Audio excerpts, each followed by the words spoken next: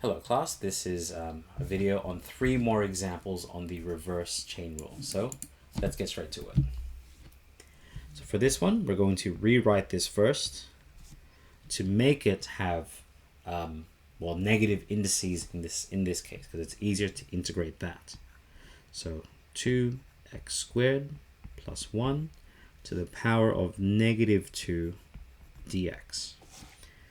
Again, well, actually, this is already matching the derivative that we have here, because taking the derivative of 2x squared plus 1 gives us 4x. So this doesn't need any multiplication to become 4x. Well, because of that, we can just integrate this as if it were x to the power of negative 2. So x to the power of negative 2 integrating. Increase the power by 1, divide by the new power,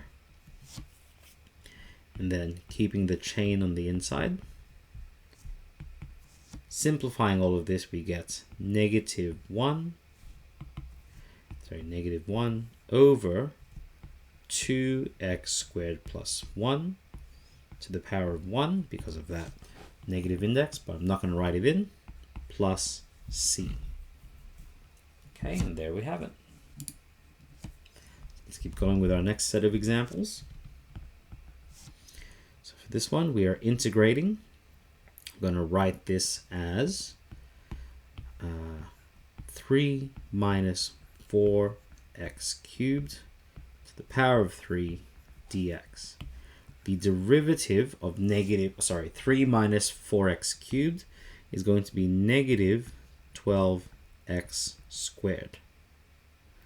Oh, sorry, this is definitely a typo, because as I've described before, this cannot be multiplied to become negative 24, because we would have to have divided by x squared, which is not allowed in this integration.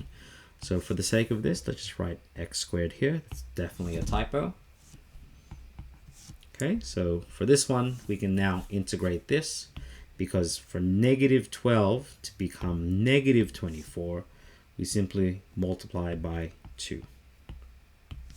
So integrating this, we go 2 times, that should have been negative 3, increasing the power by 1, dividing by the new power, and keeping the non-linear function in the inside. 2 times negative half is negative 1, so negative 1 over 3 minus 4x cubed all squared. And that is our function. That is our integral, plus c. Okay, so let's keep going. So once again for this one, rewriting this as 2x cubed minus 1 to the power of negative 4 dx. The derivative of this is going to be 6x squared. And then we simply ask, how does 6x squared become 20x squared?